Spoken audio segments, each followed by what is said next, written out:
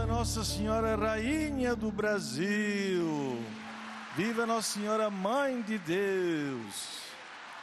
Querido Padre Marcelo, pároco, reitor, querido diácono, louvado seja Nosso Senhor Jesus Cristo! Para sempre seja louvado. Queridos irmãos, vamos meditar então sobre a palavra que acabamos de escutar. Dá para ver que Jesus não nasceu numa São Paulo, né?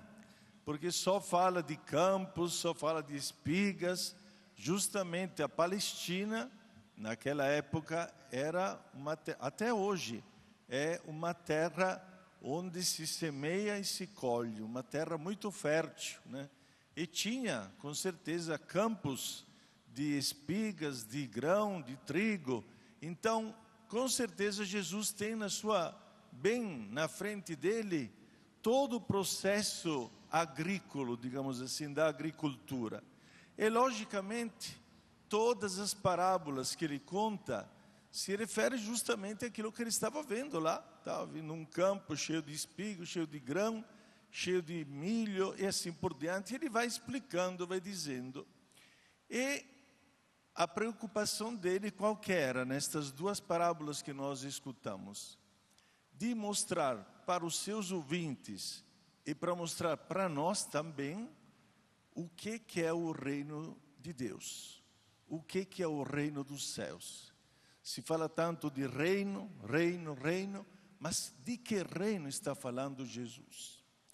Com certeza, o reino dos céus era a própria pessoa de Jesus. Ele é o reino, ele é o Filho que veio nesta terra. Ele é o reino dos céus. Mas como cresce o reino dos céus? Foi semeado. Justamente nós sabemos que a semente deste reino, a primeira semente, é o próprio Cristo. Semeou, foi semeado, ele veio neste mundo, ele morreu, por isso que desceu na morada dos mortos, dizem as Sagradas Escrituras. Então foi enterrado e depois deu os frutos. A ressurreição dele deu muitos frutos. Então, na realidade, esta primeira imagem que nós temos que focar na nossa vida, o reino é ele. Mas como se divulga o reino? Como cresce? E aí Jesus nos dá algumas indicações. O importante é semear. O importante é semear o quê? A palavra de Deus, por exemplo. O importante é semear. Por quê? Nós não temos que ter preocupação com os resultados desta sementeira, mas a nossa preocupação primeira é a de semear. De fato, São Paulo diz numa das suas cartas que quem colhe no fim de tudo é Deus. O importante é semear. Agora, tem uma coisa que pode nos ajudar nesta reflexão. Quem se acha semeador aqui dentro? Levante, por favor, a sua mão. Eu não vejo muitas mãos levantadas. Nossa Senhora, que isso? Você pode ser semeador, sim ou não? Sim. É lógico. Os maiores semeadores são os pais. Aqueles que sabem que podem semear muita coisa no coração dos seus filhos. Eu e o Padre Marcelo brincamos aqui, porque dizemos, a gente não vê onde é que estão as crianças. Onde é que estão as crianças? Onde é que estão as crianças? Será que tem criança? Oba, essa senhora levantou bonitinha, viu? Onde é que estão as crianças? Onde é que estão as crianças? Ótimo. Vocês não têm ideia do que vocês estão fazendo, trazendo as crianças para a igreja. É uma semente. É uma semente que entra no coração destas crianças. Agora, o Evangelho diz, não se preocupe se essa semente vai dar fruto ou se não vai dar fruto. Veja o agricultor. Ele dorme, ele descansa e durante a noite a semente vai crescendo até o dia que der frutos. Portanto, a primeira virtude do semeador tem que ser a paciência. Paciência. Deus é paciente conosco, sim ou não? E nós somos pacientes, sim ou não? Quem não se acha paciente, levante a sua... Eita, ainda bem que estamos bem acompanhados, padre. Estamos bem acompanhados. Claro que nos falta paciência.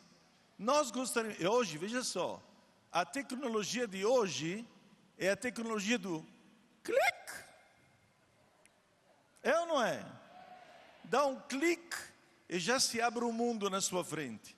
Dá um clique e já está navegando. Dá um clique e já está no outro lado do mundo. Deus não é assim. Diz o salmista que para Deus 1000 anos são como o dia de ontem que passou. Ele é eterno. Portanto, Ele não tem pressa. Ele tem os seus tempos, que são os tempos de Deus. E aqui gostaria de me referir sobretudo àqueles pais. Eu, na realidade, escutei muitas avós no meu ouvido que me disseram: padre, nossa, o meu neto levava ele para a igreja todos os dias. Nós levamos porque ele fez a primeira Eucaristia, foi batizado, fez a primeira Eucaristia, fez a crisma e depois acabou, nunca mais foi para a igreja. Já ouviram nisso?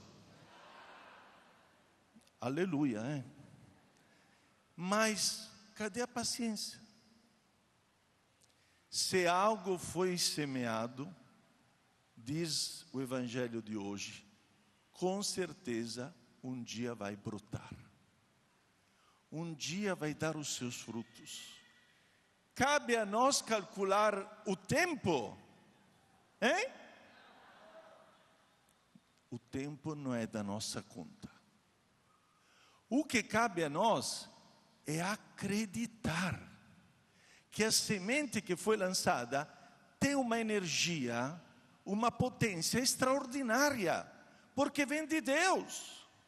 Se eu semeio a palavra de Deus, não estou semeando algo de errado, estou semeando o que tudo tenho na minha vida, que é Deus. Portanto, se eu semeio Deus, eu tenho que acreditar que Ele vai fazer crescer a semente, vai fazer crescer os frutos e vai dar os seus frutos. Gente, hoje nós temos que fazer um ato de fé.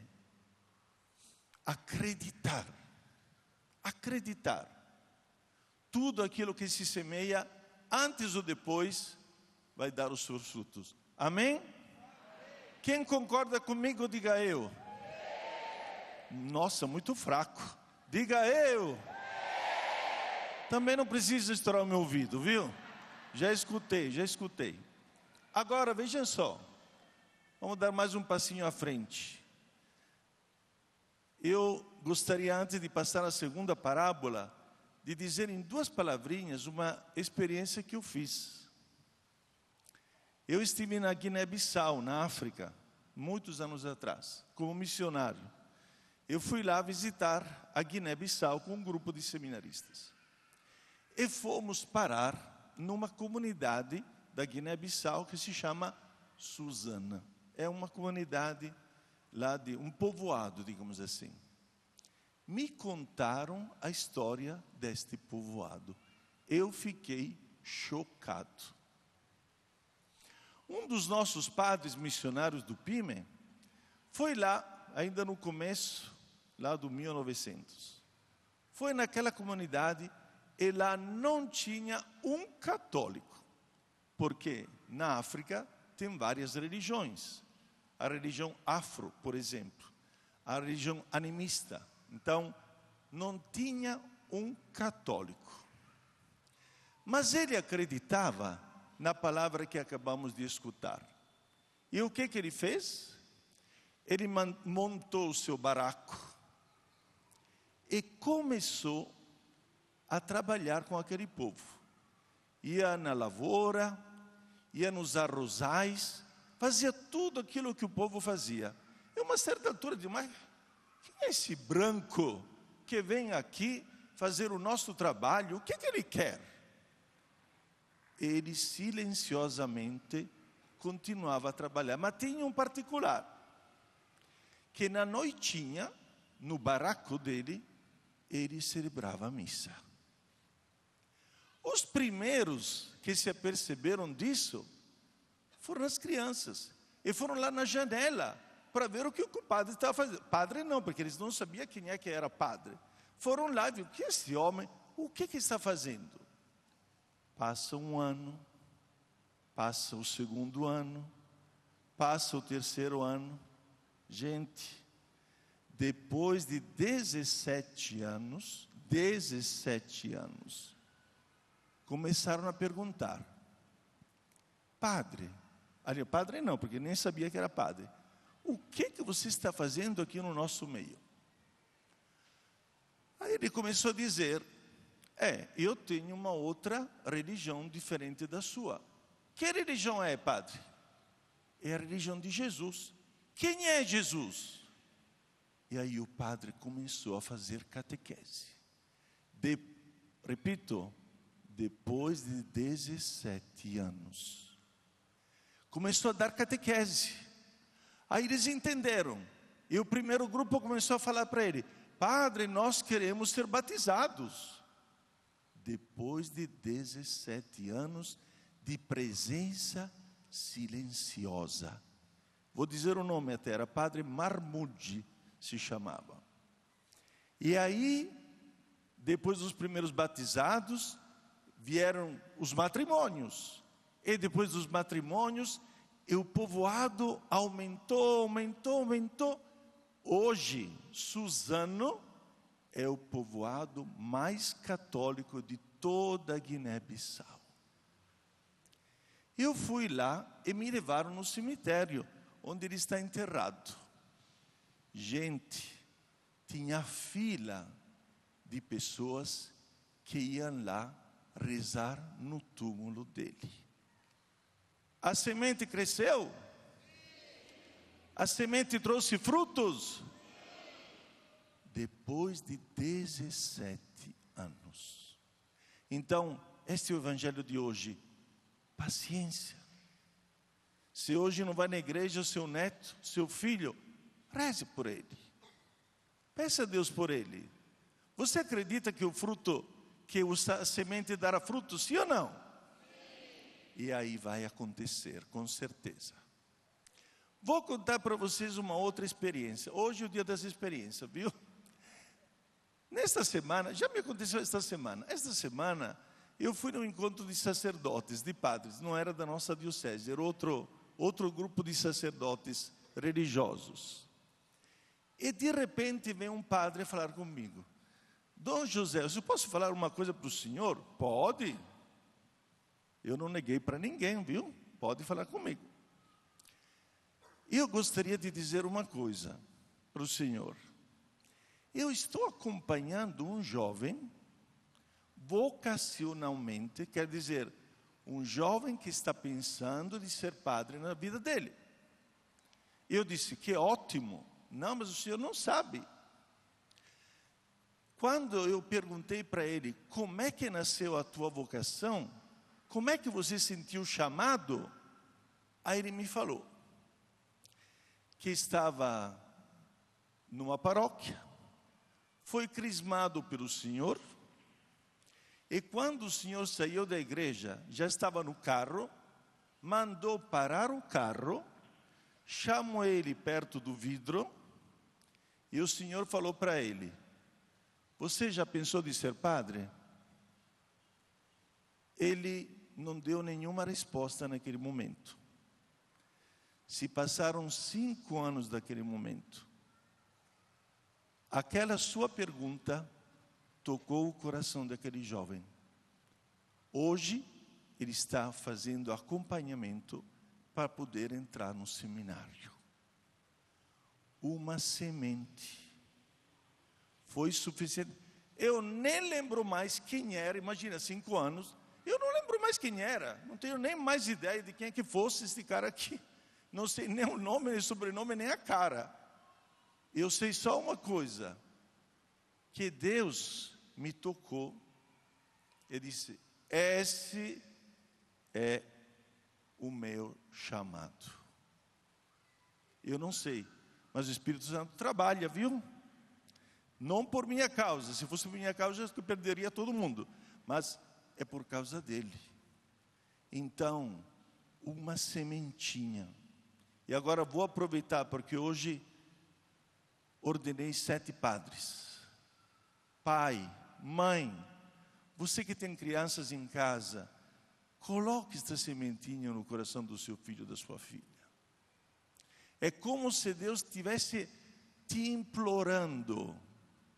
Depois cada um faz o que quiser, etc. Mas, pelo menos, deixa aquela pergunta dentro do coração da tua criança. Você já pensou de ser padre? Você já pensou de ser religiosa? Você já pensou de consagrar a sua vida? Hoje não tem, aliás, estão diminuindo as vocações, porque nós não temos mais coragem de dizer isso. Não temos mais coragem de fazer estas perguntas. Ter um médico em casa é outra coisa, né? Ter um advogado em casa é uma outra coisa. Ter um padre. O que traz um padre dentro de casa?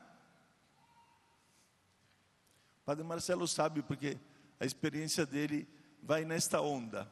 Então, joga esta sementinha. É Deus que está te implorando, para que um dia a semente possa dar fruto. Amém?